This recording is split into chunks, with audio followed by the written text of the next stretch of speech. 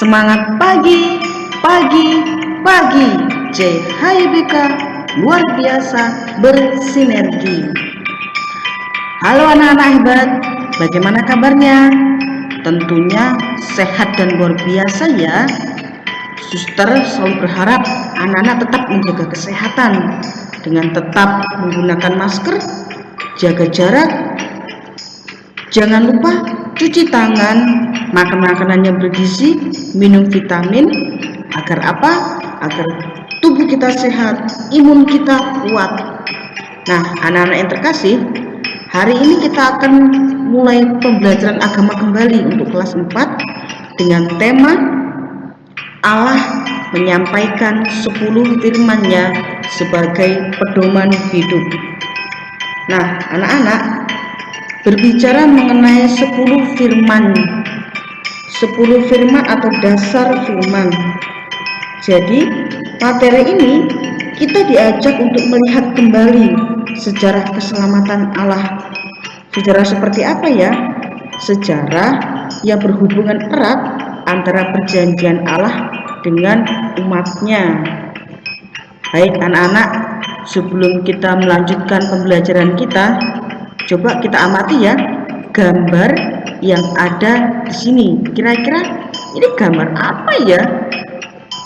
Ya, benar.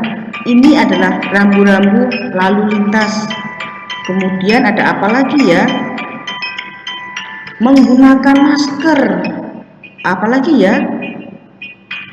Oh, buang sampah pada tempatnya. Kemudian gambar sebuah ajakan untuk kita rajin mencuci tangan. Nah, anak-anak hebat, kira-kira kenapa ya kok muncul kegiatan seperti ini? Ayo, ada yang tahu tidak ya? Wah, hebat sekali ternyata ya anak-anak ini. Benar sekali jawabannya, bahwa dari segala kegiatan ini merupakan sebuah peraturan yang sangat penting yang harus kita jalani dan patuhi sebagai manusia yang hidup sehat dan tertib. Siapa sih anak-anak yang tidak mau hidup sehat? Siapa sih anak-anak yang tidak mau hidup tertib? Tidak ada ya. Semua pasti ingin hidup sehat dengan mengikuti peraturan-peraturan yang ada. Nah, anak-anak, coba kita lihat kembali ya. Kira-kira Suster, kenapa sih kita membutuhkan sebuah peraturan? Memangnya kita tidak bisa ya hidup tanpa peraturan? Coba kita lihat ya, anak-anak yang hebat. Peraturan diadakan agar apa? Agar hidup kita dapat menjadi lebih aman, damai, dan nyaman. Dengan adanya peraturan, hidup kita dipenuhi dengan kesejahteraan. Dan dengan peraturan juga kita sebagai manusia diingatkan untuk apa? Untuk lebih tertib dan disiplin. Selain itu juga dengan peraturan kita diajak untuk saling menghormati antar sesama. Jadi sangat penting ya peraturan itu. Hidup bermasyarakat membutuhkan peraturan dan norma yang mengatur tata kehidupan dalam masyarakat. Peraturan dan norma atau hukum itu merupakan sarana untuk membangun kehidupan bersama yang dibuat atas persetujuan dan kesepakatan bersama. Jadi peraturan itu sangat penting ya, terutama penting untuk hidup kita, untuk pribadi kita, agar dapat menjadi pribadi yang lebih baik. Nah, anak-anak yang terkasih, kita lihat kembali coba ya dari kisah ini. Seperti terkatakan tadi, bahwa dalam hidup kita memerlukan sebuah peraturan. Kita tidak bisa hidup hanya hidup-hidup saja atau hanya begitu-begitu saja. Nanti kalau hanya hidup begitu-begitu saja, hidup kita tidak akan bermanfaat, tidak ada gunanya. Jadi kita perlu sebuah peraturan untuk hidup bersama. Hidup bersama dengan masyarakat juga memerlukan sebuah peraturan.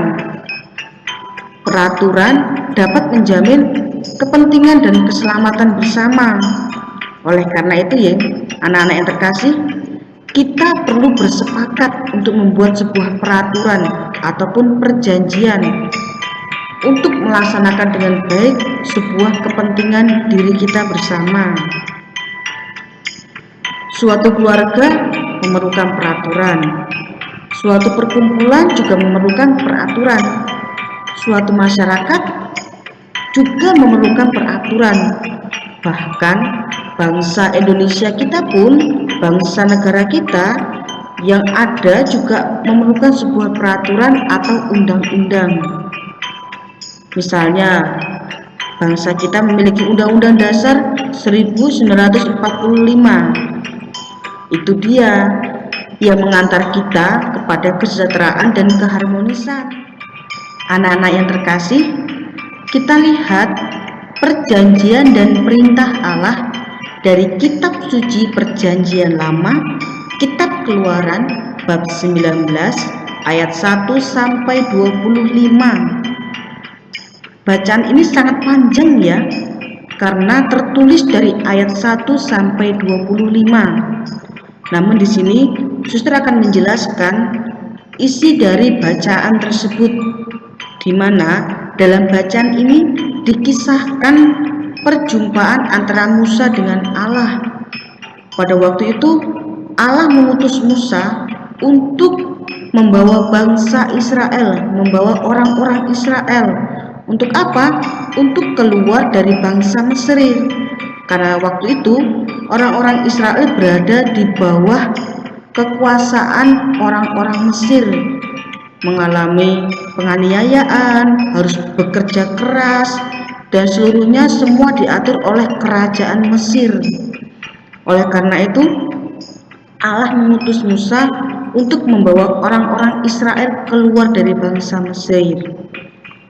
Nah, anak-anak, pada saat itu Musa merasa tidak sanggup mengurus bangsa Israel yang begitu banyak rombongannya. Kemudian Musa mengutus dan mengangkat pemimpin atas 1.000 orang dan atas 100 orang, sehingga rombongan yang sangat banyak tadi, orang-orang bangsa Israel itu dapat melarikan diri dari Mesir, mulai menjadi suatu masyarakat yang teratur. Namun pada waktu itu mereka belum mempunyai peraturan ya. Peraturan mereka masih berjalan sendiri-sendiri. Kemudian Tuhan Allah pun mengutus kembali Musa, di mana akhirnya mereka sampai di kaki gunung Sinai. Musa sudah biasa melihat gunung itu, karena waktu itu kan Musa sering menggembalakan kawanan domba Yitro di daerah itu. Namun bagi bangsa Israel itu sangat jauh, sangat melelahkan, karena baru pertama kali melihat gunung Sinai dengan puncaknya yang menjulang tinggi ke langit. Anak-anak yang terkasih, pada hari yang ketiga, pagi-pagi benar, bangsa Israel sudah siap berdiri di kaki gunung. Tiba-tiba segumpalan awan padat menutupi puncak Sinai. Dilihatnya Musa masuk dalam kumpulan awan itu. Seluruh gunung Sinai ditutupi asap. Karena apa? Karena Tuhan turun ke atasnya dalam api. Maka seluruh bangsa Israel gemetar saat itu, merasa ketakutan karena terjadi sebuah gumpalan yang sangat mengerikan, sangat gelap. Nah, saat itu Tuhan menyampaikan hal-hal yang sangat penting kepada Musa. Kira-kira apa ya yang disampaikan kepada Tuhan kepada Musa? Nah, ini dia anak-anak, di mana Musa menerima ke-10 perintah Allah, atau yang disebut dengan dasa firman. Jadi ada 10 ya. Yang pertama apa? Jangan menyembah berhala, berbaktilah kepadaku saja dan cintailah aku lebih dari segala sesuatu. Yang kedua, jangan menyebut nama Tuhan Allahmu dengan tidak hormat. Yang ketiga, kuduskanlah hari Tuhan. Hormatilah ibu bapakmu, jangan membunuh, jangan berzina, jangan mencuri, jangan bersaksi dusta tentang sesamamu, jangan mengingini istri sesamamu, dan yang terakhir, jangan mengingini milik sesamamu secara tidak adil. Nah, anak-anak yang terkasih, itu adalah firman yang Allah berikan kepada Musa sebagai sebuah peraturan antara janji Allah dengan orang-orang Israel. Selain itu juga, dalam kitab Perjanjian Lama, bangsa Israel memiliki pedoman hidup yang dikenal dengan nama tadi ya, ke-10 firman Allah. Dasar firman atau ke-10 firman Allah mengatur hubungan antara umat Israel dengan Allah dan hubungan antara umat Israel dengan sesamanya. Anak-anak yang terkasih, dengan mentaati dasar firman Allah, umat Israel menunjukkan kesetiaannya kepada Allah, sehingga mereka akan memperoleh keselamatan. Pelanggaran umat Israel terhadap dasar firman akan mengakibatkan rusaknya tata kehidupan bersama. Oleh karena itu kita diingatkan kembali ya, bahwa jika hidup kita tidak ada peraturan, tidak mengikuti peraturan yang ada, nanti kita akan mengalami sebuah kerusakan dalam tata kehidupan. Hidup kita menjadi tidak teratur, tidak disiplin, kita tidak berkembang dengan baik, ataupun kita hanya hidup seorang diri. Suster mengatakan bahwa kita adalah makhluk sosial, makhluk yang selalu membutuhkan orang lain. Oleh karena itu, kita harus tetap mengikuti peraturan yang ada. Anak-anak yang terkasih, sebagai anggota masyarakat, kita perlu mentaati peraturan yang ada ya. Dengan menaati peraturan, kita terlibat dalam menciptakan ketertiban dan kesejahteraan bersama. Baik anak-anak yang terkasih, jangan lupa kita diajak untuk hidup dengan mengikuti peraturan yang ada. Oleh karena itu, suster dan anak-anak, kita akan mengikuti peraturan yang ada, peraturan di sekolah, peraturan lalu lintas, peraturan yang ada di rumah, ataupun peraturan yang ada di lingkungan kita, agar kita dapat saling menjaga satu dengan yang lain, menjaga keselamatan satu dengan yang lain. Nah, anak-anak yang terkasih, demikian pembelajaran untuk hari ini.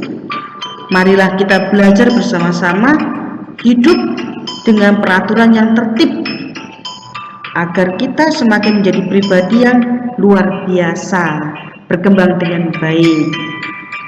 Baik anak-anak, sekian pembelajaran pada hari ini.